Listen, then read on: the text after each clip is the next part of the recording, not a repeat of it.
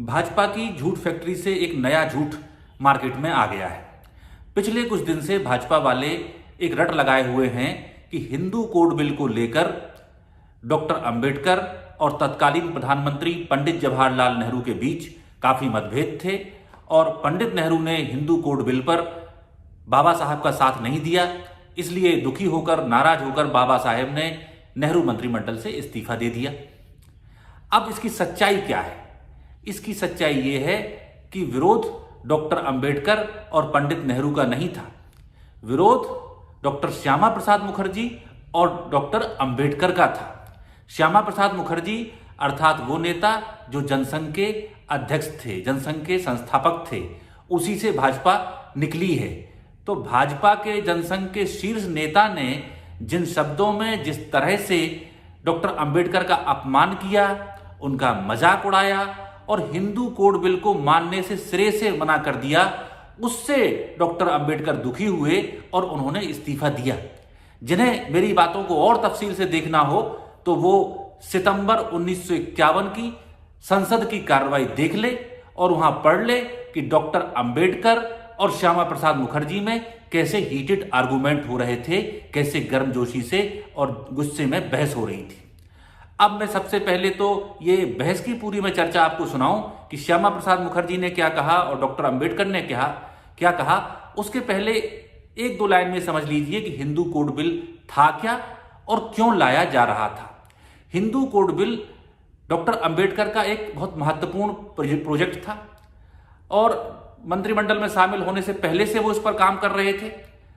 4 साल तक उन्होंने बड़ी मेहनत से काम किया और उनका सीधा से ये कहना था कि हिंदू कोड बिल हिंदू समाज के भीतर शूद्रों और महिलाओं के साथ जो हजारों साल से अन्याय होता आ रहा है, उनको न्याय दिलाने के लिए मैं ला रहा हूं। अगर ये बिल नहीं आएगा तो महिलाओं को और शूद्रों को उनके अधिकार नहीं मिलेंगे। ये नटशेल में डॉक्टर अंबेडकर का कहना था और यही उस बिल का मूल उद्देश्य था। अब मैं बताता हूं कि श्यामा प्रसाद मुखर्जी ने इस बिल पर क्या क्या कहा। श्यामा प्रसाद मुखर्जी ने पहली बात तो ये कही कि डॉक्टर अंबेडकर जो हिंदू कोड बिल ला रहे हैं, ये हिंदू सभ्यता संस्कृति की गंगोत्री पर ही सीधा हमला है और अगर ये बिल आता है तो ये हिंदू धर्म की हत्या कर देगा। दूसरी बात उन्होंने कही कि डॉक्टर अंबेडकर को बड़ी इच्छा है इस बिल को लाने की, तो वो इसे वैकल्पिक तौर पर ले आए, जिसे मानना हो माने, जिसे ना मानना हो ना माने। दुनिया में कहीं ऐसा नहीं होता कि कोई कानून आए तो उसके लिए जनता पर छोड़ दिया जाए कि आप इसे मानना चाहें तो माने और ना मानना चाहें तो ना माने। इसका मतलब वो उसे सीधे से खारिज करना चाहते थे। तीसरी बात, अपने लंबे भाषण में, करीब आप उस कार्रवाई में पढ़ेंगे 4-5 पन्ने का भाषण है श्यामा प्रसाद मुखर्जी का, उसके आखिरी में वो यहां तक चले जाते हैं डॉक्टर अंबेडकर का मजाक उड़ाते हुए और कहने लगते हैं कि इन्होंने जो 4 साल की मेहनत की है और बड़ा भारी ड्राफ्ट बनाया है, ये देश के तो किसी काम का नहीं।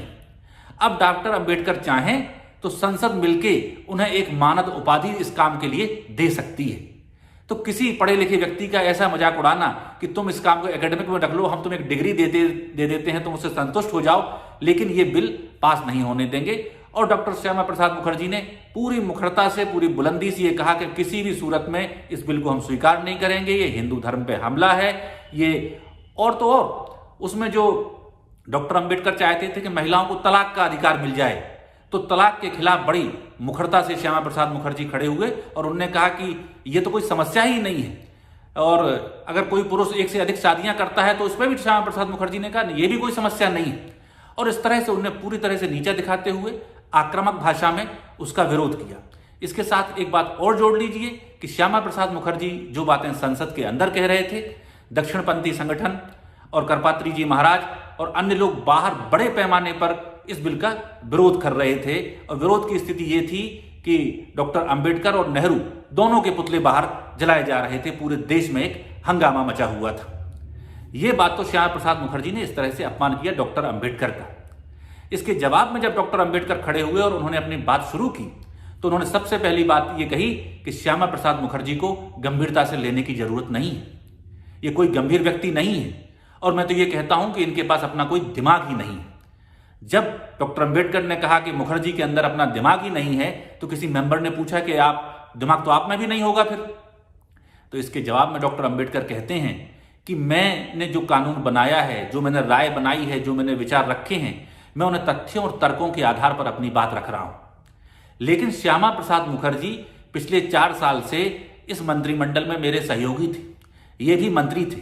इस बिल पर जब जब चर्चा हुई पार्टी के भीतर, of the record, informal, formal, cabinet में, कहीं भी इन्होंने इसके विरोध में एक शब्द नहीं बोला। लेकिन अब चूंकि ये मंत्रिमंडल का हिस्सा नहीं है, इसलिए ये सिर्फ विरोध के लिए विरोध करना चाहते हैं और इसलिए ये हिंदू कोड बिल को रोक रहे हैं। डॉक्टर अंबेडकर का गुस्सा यहीं नहीं रुका। उन्होंने कहा कि मुझे श्यामा प्रसाद मुखर्जी एक ऐसे आदमी लगते हैं जैसे कोई आदमी शराबियों के मंडली के चक्कर में पड़ जाए, अच्छा भला आदमी, और उन शराबियों के साथ रह रह के वो भी नशे में झूमने लगे। तो डॉक्टर अंबेडकर की निगाह में श्यामा प्रसाद मुखर्जी इस हिंदू कोड बिल को लेकर जो विरोध कर रहे थे, वो शराबियों के गैंग में झूमने वाले शराबी की तरह उन्हें दिखाई देते थे। तीसरी बात उन्होंने कही कि आप इसे वैकल्पिक बनाने की बात करते हैं, लेकिन ऐसा करना तो संभव ही नहीं है। और बहुत जोर देके डॉक्टर अंबेडकर ने कहा कि शूद्रों और महिलाओं के साथ हजारों साल से अन्याय होता आया है। आप भगवान बुद्ध की बात करते हैं, लेकिन बुद्ध के रास्ते पर ये लोग नहीं चल रहे हैं। अगर इनको अधिकार देना है तो उसका एक ही तरीका है कि हिंदू कोड बिल लागू किया जाए। और ये बात कह के साथ में 2-3 रेफरेंस मैं आपको बता देता हूं कि क्यों वो कह रहे थे कि शूद्रों के साथ अन्याय है। पहली बात तो ये कि उस समय तक स्थिति ये थी कि हिंदुओं के जो तमाम पर्सनल लॉ थे, कम से कम 10 कानून बने हुए थे। उन 10 कानूनों में कुछ में आपस में अंतर विरोध थे। तो अगर बॉम्बे प्रोविंस में कोई फैसला हो रहा है तो हो सकता है कि मद्रास प्रोविंस में उसका उल्टा फैसला वहां का कोर्ट सुना रहा हो। सुप्रीम कोर्ट में आने में और दिक्कतें हो जाती थी। तो इन सबको मिला के और एक आधुनिक दृष्टिकोण से एक कानून बनाया जाए। इसमें दूसरी चीज थी, जो सबसे बड़ा कंसेप्ट था बाबा साहब अंबेडकर का और आज भी बहुत महत्वपूर्ण है, कि जाति का विनाश होना चाहिए। और जाति के विनाश की पहली सीढ़ी है कि अंतरजातीय विवाह हो। उस समय भी अंतरजातीय विवाह होते थे, लेकिन उन्हें कानूनी मान्यता नहीं थी। पंजाब हाई कोर्ट में कई मामले गए जहां पर ये इस तरह की शादियों को और अदालतों ने भी गैर कानूनी साबित कर दिया, गैर कानूनी ठहराया। तो अंतरजातीय विवाह हिंदू कानून के अंतर्गत वैध नहीं थे। दूसरी बात यह थी, जो महिलाओं की बात उन्होंने कही, तलाक का अधिकार भी नहीं था और अन्य अधिकार भी नहीं थे। एक नजीर आपको बताता हूं कि मद्रास हाई कोर्ट में एक महिला ने यह शिकायत की कि वो तलाक चाहती है क्योंकि उसका पति उसकी पिटाई करता है, उसे मारता पीटता है। तो हाई कोर्ट का फैसला यह आया कि हिंदू पति अगर अपनी पत्नी को मार रहा है तो इसमें कोई गलत बात नहीं है। पत्नी को पीटना तो पति का अधिकार है और तलाक लेने के कोई विषय उस समय बनता ही नहीं था। महिला अगर शादी हो गई है तो शादी बनी रहेगी, चाहे कुछ भी परेशानी हो, कोई भी दिक्कत हो। तो इस तरह की महिलाओं की स्थिति, जहां उन्हें पिटाई को भी कोर्ट वाजिब बता रहे थे और शादियों की, इंटरकास्ट मैरिज की कोई सुनवाई नहीं हो रही थी, उन सब बातों को दूर करने के लिए, पुराने कानूनों की विसंगतियों को हटाने के लिए डॉक्टर अंबेडकर ये कानून लेकर आना चाहते थे। श्यामा प्रसाद मुखर्जी ने उनसे यह बहस भी की कि आप ये कानून हिंदुओं के लिए क्यों बना रहे हैं, मुसलमान और ईसाइयों के लिए क्यों नहीं बना रहे हैं। तो डॉक्टर अंबेडकर ने यह कहा कि मुसलमानों के पास अपना पर्सनल लॉ है, हिंदुओं के पास नहीं है। दूसरी उन्होंने कहा कि सबसे ज्यादा संकट हिंदू धर्म में है, ये एक स्लम है, इसकी सफाई करना मेरी सबसे पहली जिम्मेदारी है। ये डॉक्टर अंबेडकर के शब्द हैं। इसलिए इस काम को मैं सर्वोच्च प्राथमिकता पर करना चाहता हूं और हम ये नहीं करेंगे तो इतिहास हमें माफ नहीं करेगा। जब डॉक्टर अंबेडकर ये प्रतिवाद कर रहे थे तो कुछ सांसदों ने श्यामा प्रसाद मुखर्जी की तरफदारी करनी शुरू की और जो कटु शब्द डॉक्टर अंबेडकर ने बोले थे उन पर ऐतराज किया। तब प्रधानमंत्री पंडित जवाहरलाल नेहरू खड़े हुए और उन्होंने कहा कि इस सदन ने, मैं देख रहा हूं कि डॉक्टर अंबेडकर के बारे में, मेरे बारे में और हमारी सरकार के कानून के बारे में आपने बहुत सी कटु बातें कही हैं, बहुत से तीखे शब्द बोले हैं और हमने सब चुपचाप सुना है। तो आज जब डॉक्टर अंबेडकर उन सबका जवाब दे रहे हैं, उनकी भाषा में जो भी तल्खी है, जो भी तीखापन है, जो भी आक्रामकता है, वो आपको चुपचाप बैठकर सुननी पड़ेगी, क्योंकि डॉक्टर अंबेडकर एक बहुत बड़ा काम कर रहे हैं। ये संसद की बातचीत की हकीकत है कि डॉक्टर अंबेडकर के बचाव में नेहरू खड़े हैं। एनवी गाडगिल, जो सरदार पटेल के सबसे विश्वस्त व्यक्ति थे और जिनसे अपनी अंतिम सांस लेने से पहले डॉक्टर सरदार वल्लभ भाई पटेल ने कहा था कि नेहरू जी का साथ कभी मत छोड़ना, वो भी उस समय मंत्री थे। और आप उनका भाषण भी सुने कि एनवी गाडगिल ने किस तरह से डॉक्टर अंबेडकर का साथ दिया और श्यामा प्रसाद मुखर्जी को कैसी खरी खोटी सुनाई। उन्होंने तो यहां तक कहा कि जो पुराने जमाने में याज्ञवल्क्य या भगवान बुद्ध या मनु ने महान रूप से संहिताएं बनाई थी, एक सोशल स्ट्रक्चर बनाने की कोशिश की थी, आधुनिक समय में डॉक्टर अंबेडकर हमारे आधुनिक मनु और याज्ञवल्क्य हैं। ये बात डिफेंड करते हुए कही गई। तो इन बातों को बहुत ध्यान से समझने की जरूरत है कि हिंदू कोड बिल महिलाओं और शूद्रों को अधिकार देने के लिए था। हिंदू धर्म की जातियों के बीच इंटरकास्ट मैरिज वैलिड हो जाए, लीगल हो जाए, इसके लिए था। महिलाओं को तलाक देने का अधिकार मिल जाए, इसके लिए था। और इन सब बातों का विरोध पुरजोर तरीके से श्यामा प्रसाद मुखर्जी, जनसंघ और हिंदूवादी संगठनों ने किया था, जिनके विरोध से दुखी होके जब वो बिल 4 साल तक पास नहीं हो सका, उससे दुखी होके श्यामा प्रसाद मुखर्जी ने अंत में अपना इस्तीफा दिया। और जब उनके इस्तीफा वो दे रहे थे और उनकी और नेहरू जी की बातचीत हो रही थी, वो भी सब रिकॉर्ड पर दर्ज है।